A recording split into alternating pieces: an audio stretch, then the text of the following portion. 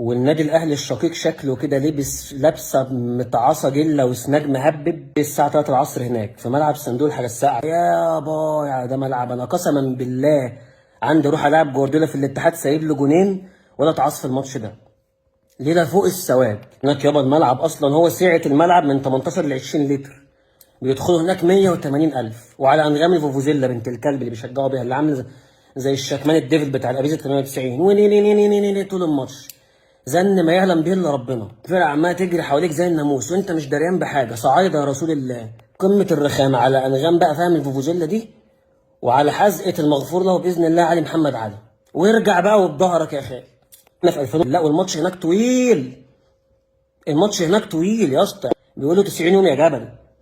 الماتش هناك مش 90 دقيقه، الماتش هناك 90 يوم. بيقول لك لسه تايه هناك ما رجعش، هم بيدوروا عليه هناك لحد دلوقتي، فاهم؟ واي بني ادم هناك في محيط 3 كيلومتر من الملعب مسموح له ينزل الملعب في ايوه. يعني انت ممكن الكره كانت بتتعرض يا اسطى من على اليمين، بتلاقي 18 واحد نازلين من الثالثه والحكم عادي جون صفر كمل يا باشا العب، مفيش فاولات اصلا. يلعب يا باشا. يا صاحبي سريالي خيالي ولا على بالك وبالي، عامل زي احلام العصاري كده لما ترجع من الشغل مهدود وتنام العصر كده، فاهم؟ وتفاجول بقى وتحلم بعمرو دياب سارح بعربيه تيم في البطل احمد وبتاع. ماتش متعاص جله، عارف؟ وتلاقي كده فاهم الجون يخش، جيب الكاميرا على المقصوره تلاقي خواجه كده بلجيكي، فاهم؟ من اللي هم بيروحوا هناك يتاجروا في العيال الصغيره دول، بينطط وبيحضن واحد لابس كابيرتا من التوحيد على طاقيه بياع فريسكا. محدش فاهم اي حاجه.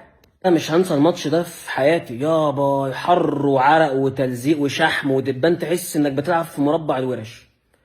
والجماهير يا اسطى هناك مش بتروح تشجع، الجماهير تحسهم جايين مظاهره، جايين يخرجوا مساجين، جايين طالعين على السجن يخرجوا مساجين. الفرقه بتاعتنا اللي كانت رايحه بتاعت الزمالك كانت فرقه كوره، انت كنت صاحبي. فهو باذن الله الاهلي هناك فاهم هيروح يتحشر في الملعب بتاعهم اللي هناك، اللي عامل زي الكولدير ده، مع طائفه الحشاشين اللي هناك دول. عشان بصراحه انا مش جاي معايا سكه موضوع 12 افريقيا للاهلي ده. ليه يا عم؟ ده احنا معانا 14 دوري. هو كحكو بسكوت في ايه يا عم؟